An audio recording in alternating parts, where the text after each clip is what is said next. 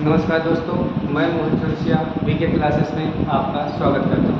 दोस्तों, आज हमारे इस चैनल पर बायोलॉजी की क्लासेस तो दी गई थी, मैथ की जितेंद्र संधि की क्लासेस गई और अब हम क्लास 11th में मापन एवं मात्रक चैप्टर में एक टॉपिक है जिसका नाम है सार्थक अंक। सार्थक अंक की गणना कैसे करते हैं, आज उनके नियमों को समझेंगे। आइए उनके कुछ क्वेश्चन सॉल्व करते हैं और उनके नियमों को समझते हैं। जैसे क्वेश्चन दिया गया है या पहले क्या दिया गया इसके बारे में देखते हैं। कह रहा है कि किसी संख्या में सार्थक अंकों की पहचान करना। तो सार्थक अंकों की पहचान आप कैसे करेंगे भाई? कुछ नियम होंगे, उस नियम के तहत हम सार्थक अंकों की पहचान करेंगे। आइए देखते हैं कैसे। कह रहा है कि किसी संख्या में सार्थक अंकों की संख्या ज्ञात करने के लिए कुछ निम्नलिखित नियम दिए गए, जिसमें नियम नंबर 1 क्या है कि संख्या में विद्यमान प्रत्येक अशून्य अंक सार्थक अंक होता है। अशून्य अंक क्या है, पहले समझते हैं कि अंक क्या है। ठीक है, पहले हम ये समझते हैं भैया कि अंक क्या है। अंक भैया होते हैं 0, 1, 2, 3, 4, 5, 6, 7, 8, 9। कुल मिलाकर गणित में 10 अंक होते हैं। उस 10 अंकों में इन्हें अशून्य अंक कहा जाता है। क्या कहा जाता है भैया? अशून्य अंक कहा जाता है। और ये हमारा शून्य, तो शून्य को छोड़कर बाकी जो बचेंगे उन्हें हम क्या कहेंगे? अशून्य अंक। तो क्वेश्चन नंबर 1 क्या कह रहा है, मतलब नियम 1 क्या कह रहा है कि कोई भी संख्या, मान लीजिए फॉर एग्जाम्पल कह रहा है 1234 में अशून्य अंकों की संख्या बताओ, सार्थक अंकों की संख्या पूछ रहा है। सार्थक अंकों की संख्या, सार्थक अंकों की संख्या पूछ रहा है। देखिए तो 1234 में सार्थक अंकों की संख्या, नियम 1 क्या कह रहा है कि संख्या में विद्यमान प्रत्येक अशून्य अंक सार्थक अंक होते हैं। मतलब जो आपका आंसर आएगा, मतलब यहाँ पर आप क्या कि अशून्य अंकों की संख्या कुल 4 है। इसका कहने का मतलब ये हुआ कि जो सार्थक अंकों की संख्या होगी वो भी कितनी होगी? 4 होगी। सार्थक अंकों की जो संख्या है वो कितनी हो जाएगी या वो हो जाएगी 4। क्यों? क्योंकि जितने भी अंक हैं वो क्या हैं? अशून्य अंक हैं। चलिए ठीक है, एक नेक्स्ट क्वेश्चन और देखते हैं। ठीक है, एक दूसरा क्वेश्चन हम लेते हैं। दे दिया गया 2522, इसमें आपसे पूछ लिया अशून्य अंक सार्थक अंक कितने हैं, तो हम काउंट करें 1, 2, 3, 4। जितने भी हैं अंक हैं सबके अंक, सभी अंक क्या हैं? अशून्य अंक हैं। मतलब यहाँ पर जो आपके सार्थक अंक हुए वो कितने हो गए भैया? वो सार्थक अंक हो गए 4। मान लेते हैं क्वेश्चन आपको दूसरा दे दिया गया 96, 82, 89, ठीक है ना। इसमें कह दिया गया सार्थक अंकों की संख्या बताओ। तो हम पहला नियम ये कहता है कि जितने भी अशून्य अंक होंगे वे सभी के सभी सार्थक अंक होंगे। तो कुल अशून्य अंकों की संख्या 6 है, मतलब सार्थक अंक कितने हो गए? 6 हो गए। अगला क्वेश्चन दे दिया गया 73, 10, 33, 0, 796, ठीक है ना। इसमें कह दिया गया चलो भैया अशून्य अंकों की संख्या बताओ, मतलब सार्थक अंकों की संख्या बताओ। तो यहाँ पे समस्या हो गई। क्या? अभी तक हम पढ़े थे कि जितने भी अशून्य अंक हैं वो हमारे सार्थक अंक होते हैं, लेकिन यहाँ पे 0 आ गया है। तो ध्यान दीजिएगा, अभी हम आगे नियम पढ़ेंगे, अब इसके बारे में समझ लेते हैं।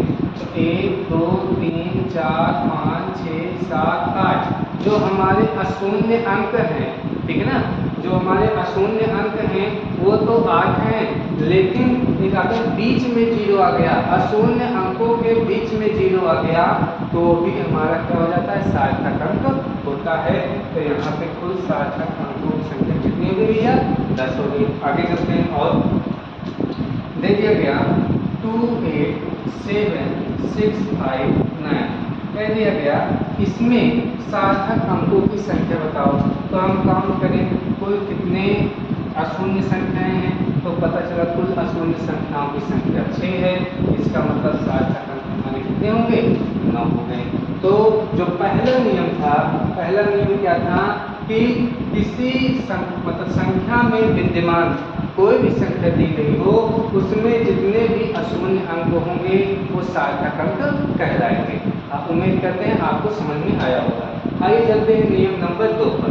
नियम नंबर 2 क्या कह रहा है कि दशमलव तथा क्या कह रहा है, दशमलव तथा दशमलवहीन दोनों प्रकार की संख्याओं में अशून्य अंकों के बीच आने वाले शून्य भी सार्थक अंक लिए जाते हैं।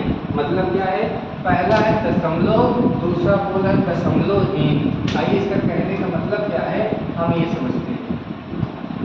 जैसे एक मैंने संख्या लिखा 2002 और एक संख्या मैंने लिखा 20.02 20.02।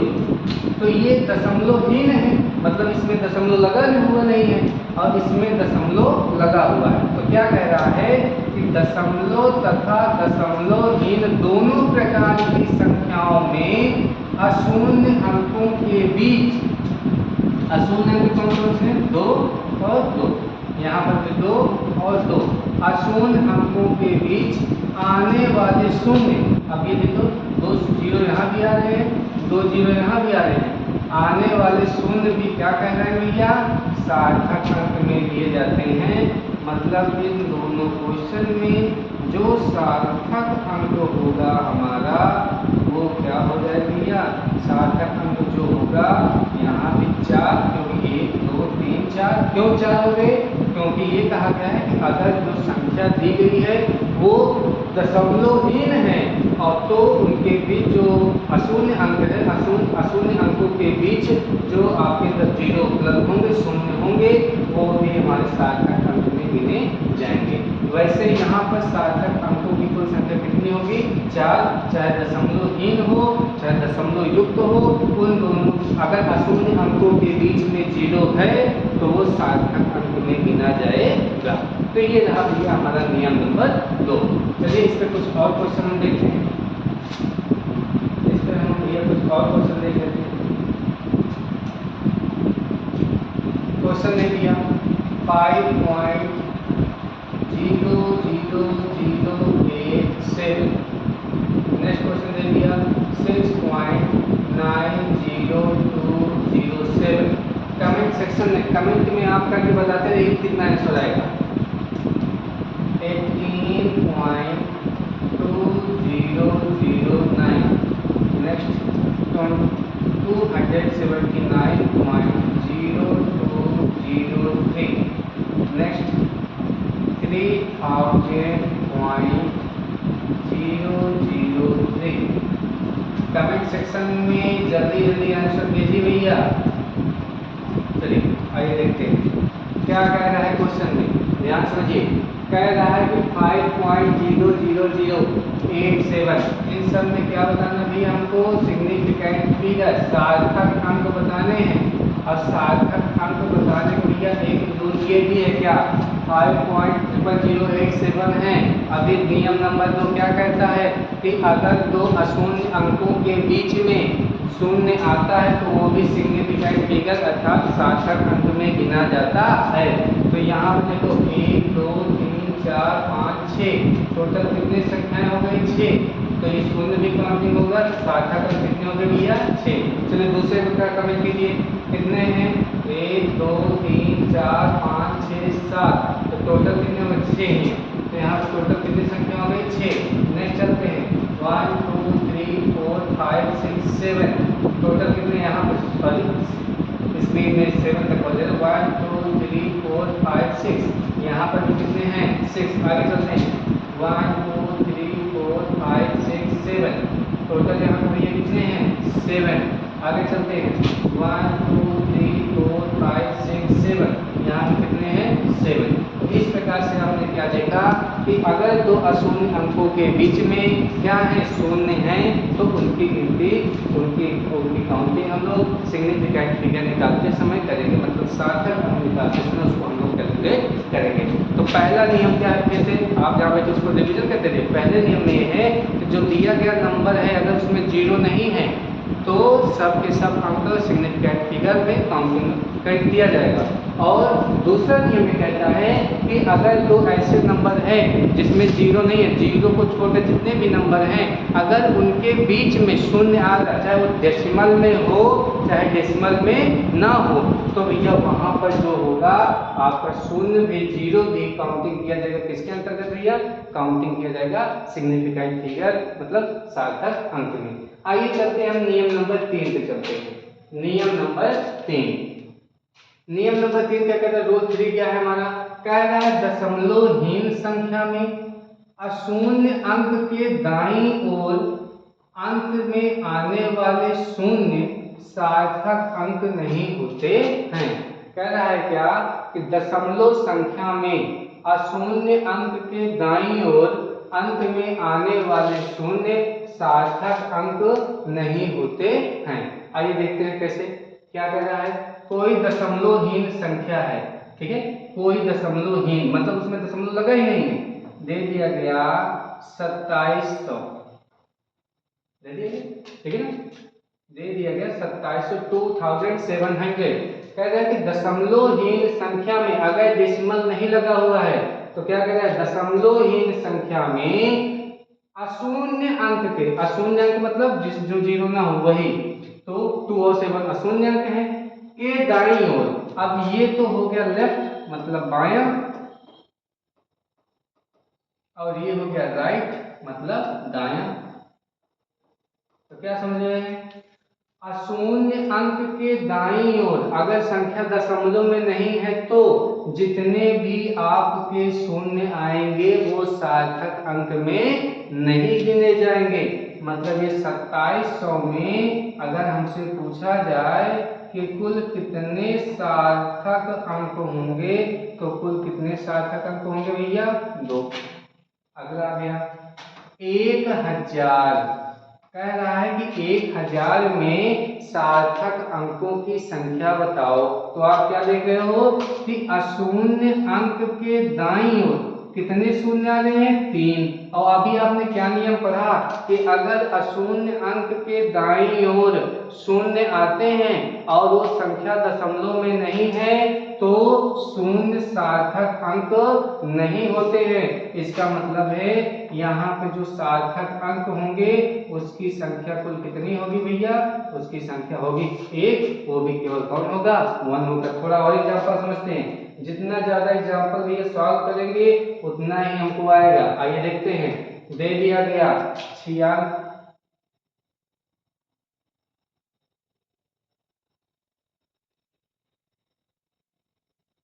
दे दिया गया 96,500। अगला दे दिया गया 9800। अगला हो गया 7200। अगला हो गया 1,00,000।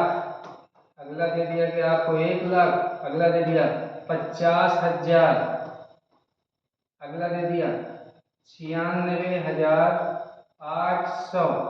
अब इसमें कह दिया गया कि सार्थक अंकों की संख्या बताओ। तो नियम नंबर 3 क्या कह रहा है? आपने अभी पढ़ा। नियम नंबर 3 कह रहा है कि अगर कोई भी संख्या दशमलव में नहीं है, जैसे ये दिया गया इसमें दशमलव नहीं लगा हुआ है, तो अशून्य अंक के दाईं ओर, अशून्य अंक के दाईं ओर जितने भी शून्य होंगे उनकी गिनती किसमें हम लोग नहीं करेंगे? सिग्निफिकेंट फिगर में नहीं करेंगे। तो इसका मतलब यहाँ पे कुल कितना? कमेंट सेक्शन में आप फटाफट भैया भेजते रहिए। कितना सार्थक अंक? यहाँ पे 3। इसमें कितने सार्थक अंक भैया? 2 शून्य, इनकी काउंटिंग नहीं करना है। 2 शून्य है, इनकी काउंटिंग नहीं करना है। इनकी काउंटिंग कितने बचे भैया? केवल 2। क्या हो जाएगा आपका? 98। ओ सॉरी, केवल 2 सार्थक अंक हो जाएंगे। कितने सार्थक अंक हो जाएंगे? 2। आगे चलते हैं। ये शून्य गिनती में नहीं आएंगे। कितने बचे? केवल 2। ये शून्य गिनती में नहीं आ रहे। कितने बचे? केवल एक सार्थक अंक होगा। यहाँ पे देखो 4 0 है, 4 0 से मतलब नहीं, केवल एक सार्थक अंक। यहाँ पे देखो दो जीरो से मतलब नहीं, कितना, केवल 3 सार्थक अंक। तो पहला नियम क्या है, जितने भी अशून्य होंगे वो सब के सब सार्थक अंक में आएंगे। दूसरा आपने क्या बोला, दो अशून्य अंकों के बीच में चाहे दशमलव हो चाहे दशमलव ना हो, अगर दो अशून्य अंकों के बीच में शून्य आएगा तो वो सार्थक अंक में गिना जाएगा। नियम नंबर 3 क्या कहता है, अगर दशमलवहीन है, दशमलव नहीं लगा हुआ है, तो अशून्य अंक के दाईं ओर राइट साइड जितने भी शून्य होंगे वो काउंटिंग में नहीं आएंगे। ठीक है, ये चीज आपको समझ में आएगी। चलिए आइए चलते हैं आगे। अब नियम क्या है, नियम 3 के लिए कुछ आवश्यक शर्तें हैं, उन शर्तों के बारे में आइए क्या जानते हैं। कह रहा है कि उपरोक्त नियम 3 के लिए ध्यान रहे कि यदि दी गई संख्या किसी वास्तविक माप पर आधारित हो तो अंक के शून्य भी सार्थक अंक लिए जाएंगे। अब जैसे उदाहरण को आगे चलिए हम लोग वहीं समझते हैं। जैसे यहाँ पे आपको ये समझाए थे, ठीक है ना। अब यहाँ पे थोड़ा सा हम लोग ये समझ लेते हैं।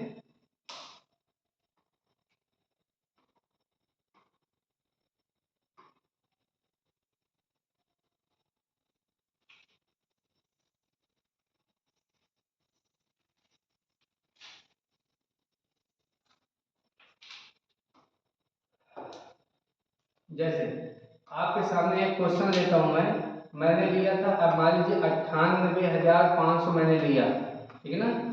अभी यहाँ पे मैंने माप मतलब कोई भी मात्रक नहीं लगाया, माप का कोई भी मात्रक नहीं लगाया, तो उस समय अगर यही लिखा होता 98,500 मीटर, और यहाँ पे देखो मैंने कुछ नहीं लिखा है, ठीक है ना, तो ये मापन की स्थिति में है, तो ये मापन की स्थिति में नहीं है। तो ध्यान दीजिएगा, अगर मापन की स्थिति नहीं है तो नियम नंबर 3 कहता है कि जो लास्ट के जो शून्य है वो सार्थक अंक में काउंट नहीं होंगे।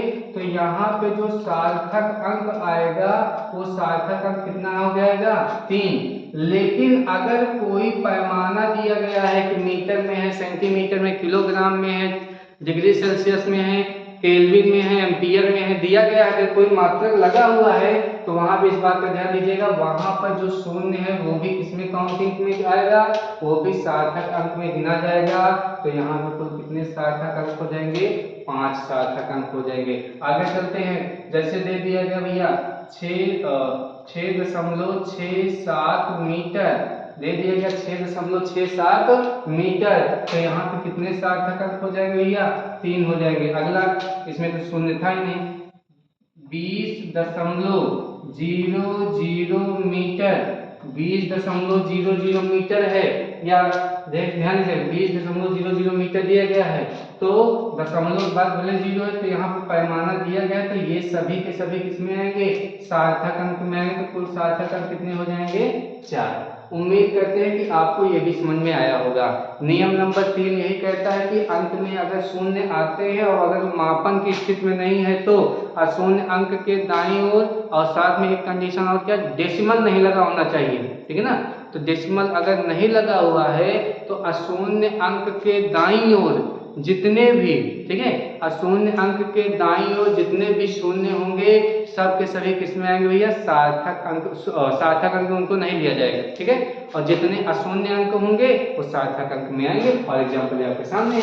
उसका नियम 3 के लिए एक और कंडीशन है कि अगर कहीं वो मेजरिंग किया जा रहे हो, ठीक है ना, अगर उनको मापा जा रहा होगा, अगर वहां पर मात्रक कोई लगा होगा, तो वो जो बाद के शून्य होंगे, अशून्य अंक के बाद नॉन जीरोज जो आपके नंबर्स होंगे, उनके ठीक बाद अगर यूनिट कोई लगी हुई है तो वो सब के सब शून्य जितने जीरो हैं उन सब की काउंटिंग कहाँ पे होगी, सिग्निफिकेंट फिगर, सार्थक अंक में किया जाएगा। वैसे यहाँ पर आप देखिए। अब चलते हैं हम लोग नियम नंबर 4 पर।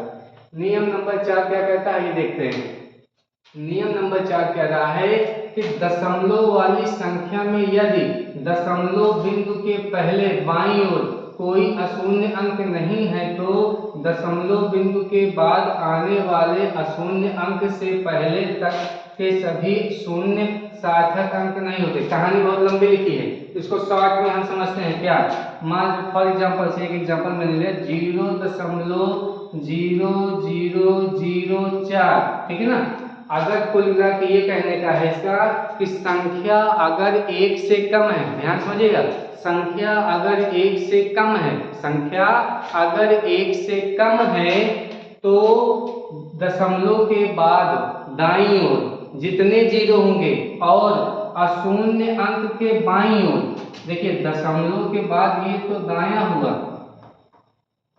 और अशून्य अंक के साइड ये क्या हुआ, बायां, मतलब लेफ्ट हुआ, तो इनके बीच जितने भी शून्य होंगे वो सार्थक अंक में नहीं गिने जाएंगे। इसका मतलब यहाँ कुल कितना सार्थक अंक, एक क्वेश्चन और देखते हैं, 0.03 कह रहा है कि सार्थक अंक की संख्या बताओ, तो दशमलव के दाईं ओर और अशून्य अंक के बाईं ओर जितने भी शून्य होंगे, अगर संख्या एक से छोटी है तो ये सब ना याद रखो कि यदि दशमलव बिंदु के पहले कोई अशून्य अंक नहीं है तो मान बोले, ठीक है ना, अशून्य अंक का मतलब नहीं है, इसका मतलब संख्या एक से छोटी है, ठीक है, तो एक से छोटी अगर कोई भी संख्या है तो उसमें दशमलव के दाईं ओर जितने शून्य होंगे या अशून्य अंक के बाईं ओर जितने शून्य होंगे वो काउंटिंग में नहीं आएंगे। तो भैया यहाँ पर क्या हो जाएगा, यहाँ पे सार्थक अंक कितना हो जाएगा भैया, एक हो जाएगा। एक और काउंटिंग करते हैं, 0.00987 ये दे दिए हमको 4, ठीक है ना। अब क्या था, इसमें सार्थक अंक बताइए, तो हमने क्या बताया, अगर कोई दशमलव के पहले अशून्य संख्या एक से कम, तो वैसे भी संख्या है पता चल रहा है, उसे दशमलव के दाईं ओर, दशमलव के दाईं ओर कितने अंक, 2 जीरो है, दशमलव के दाईं ओर 2 जीरो है, लेकिन यहाँ पे जो ये अशून्य संख्या है इसके बाईं ओर 2 जीरो है, तो अशून्य अंक के बाईं ओर दशमलव के बाद दाईं ओर, ठीक है ना, जितने भी शून्य है वो सिग्निफिकेंट फिगर, सार्थक अंक में काउंट नहीं किए जाते, इनसे कोई मतलब नहीं। कितने सार्थक अंक बचे, 4, ठीक है। उम्मीद करते हैं आपको समझ में आएगा, और अगर आपको ये वीडियो समझ में आ रही है तो उम्मीद करते हैं आपको समझ में आ ही रही होगी। आप इस चैनल को सब्सक्राइब कर लीजिए, ना सब्सक्राइब किया तो सब्सक्राइब कर लीजिए, लाइक कर लीजिए वीडियोस को, और हमारी रेगुलर वीडियो आपको उपलब्ध होगी। कल आपको हिंदी की शैलेश सर के द्वारा संधि पढ़ाया जाएगा बहुत ही अच्छे तरीके से, और आप हमारे इस चैनल को ज़्यादा से ज़्यादा अपने फ्रेंड्स के पास शेयर कीजिए जिनको इस टॉपिक में समस्या हो। आपको विभिन्न टॉपिकों पर यह न्यूमेरिकल लगवाया जाएगा, आप ध्यान से देखिए। आइए नेक्स्ट करते हैं, नियम नंबर 5 और लास्ट नियम यही है। क्या कह रहा है, दशमलव संख्या में दशमलव बिंदु के बाद अंत में अशून्य अंक के दाईं ओर आने वाले शून्य सार्थक अंक होते हैं। ध्यान समझिएगा, दशमलव संख्या में मान लेते हैं कोई दशमलव संख्या मान लिया 17.500 मैंने मान लिया, ठीक है ना। दशमलव संख्या में दशमलव बिंदु के बाद, दशमलव बिंदु के बाद अंत में अशून्य अंक के दाईं ओर, अशून्य अंक के दाईं ओर आने वाले शून्य, आने वाले जो शून्य होंगे वो सार्थक अंक में गिने जाएंगे। मतलब यहाँ पर कुल सार्थक अंक कितने हो गए, 1 2 3 4 5, मतलब यहाँ कुल मिला के 5 सार्थक अंक हैं। आगे चलते हैं, दे दिया 2.00, तो ध्यान दीजिए यहाँ पर भी सार्थक अंक कितने हो गए हमारे, 3। आगे चलते हैं, 4.5200, यहाँ पे सार्थक अंक काउंट करेंगे, 1 2 3 4 5, कितने सार्थक अंक हो गए, 5। अगला देखते हैं, 19.875000, टोटल सार्थक अंक काउंट करने हैं, सिग्निफिकेंट फिगर 1 2 3 4 5 6 7 8। नियम कह रहा है कि दशमलव के बाद अशून्य अंक के दाईं ओर जितने भी होंगे वो हमारे क्या होंगे, सार्थक अंक होंगे। तो यहाँ पे टोटल कितने, 8 सार्थक अंक हुए। उम्मीद करते हैं आपको ये वीडियो पसंद आया होगा, और आप लोग ये प्रयास करिएगा कि आप ये जब वीडियो देख रहे हो तो जो भी क्वेश्चन आपको मिल रहे होंगे आप उसके आंसर को कमेंट जरूर किया करिए, ठीक है। और जो कुछ भी आपको इस वीडियो में और सुधार चाहिए या किसी चीज़ की प्रॉब्लम हो रही है तो उसको कमेंट सेक्शन में जरूर बताएं, ताकि हम नेक्स्ट वीडियो में उसको सुधार करें। धन्यवाद।